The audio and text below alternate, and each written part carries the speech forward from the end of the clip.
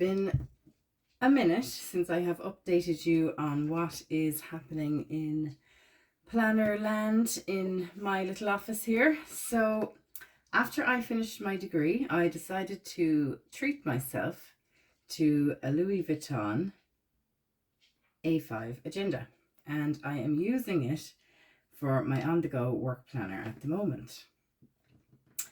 So I am really happy with the purchase. It is a stunning planner, I have to say, on the expensive side, but it really does give me everything I need in a work planner. I wanted something that was structured with gold rings and that had no zip configurations on the pocket. So this is exactly what I was looking for. So I'll take you through how I have it set up. I do have a couple of new items that I've included, and I'll run through those with you now. So I have my usual inbox, and in here from Infinite Lotus I purchased some of the inbox A5 inserts, and they have description and then next calendar projects waiting, someday maybe, and reference.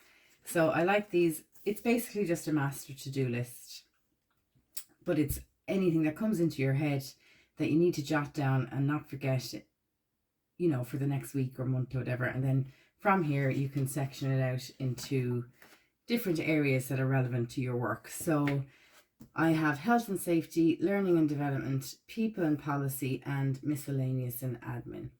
And then as I'm ticking these off, you can see I've ticked off those that I've already worked on. Okay, so then I purchased the schedule, notes, lists, and reference dividers from Cloth and Paper. And in my schedule, I have a year at a glance, and I also have the quarterly overview inserts, which I love. So you can see you have a section for to-dos, notes, and then your monthly sections. So this allows me also to jot down any to-dos for months that I don't actually carry in my planner. So it's a great way of forward planning. And then I have my September week on 2 pages from Cloth and Paper, and this is my detailed daily planning goes in here. But I've also added something new, and that is an overview tab that takes me to the Infinite Lotus weekly overview. I found that my week on 2 pages was getting too full up. You know, as I used it every day, I needed something that still gives me a clean overview of my appointments, my meetings, whether I'm working remote or on site, and my main to-dos for that week. So I have an overview section and my weekly section, which I do for daily planning. Okay, so then I also have October in here as well. And then I have my notes and lists.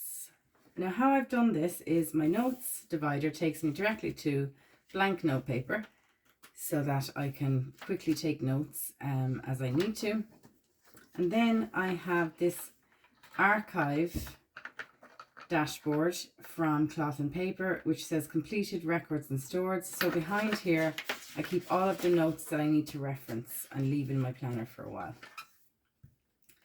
The next section is finances, and in here I have our payroll schedule broken down and some other confidential payroll and financial bits relating to my job. Then I have 4 bottom clear dividers, and in here I have another meetings and notes vellum dashboard, and behind here I have the Infinite Lotus meeting notes in A5.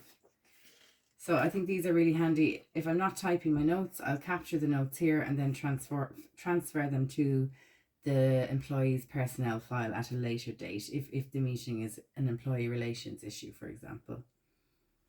Okay, my next section is upcoming projects, and I have an upcoming vellum dashboard, and behind here I have a project dashboard with some sticky notes on that change according to whatever projects I'm working on right now.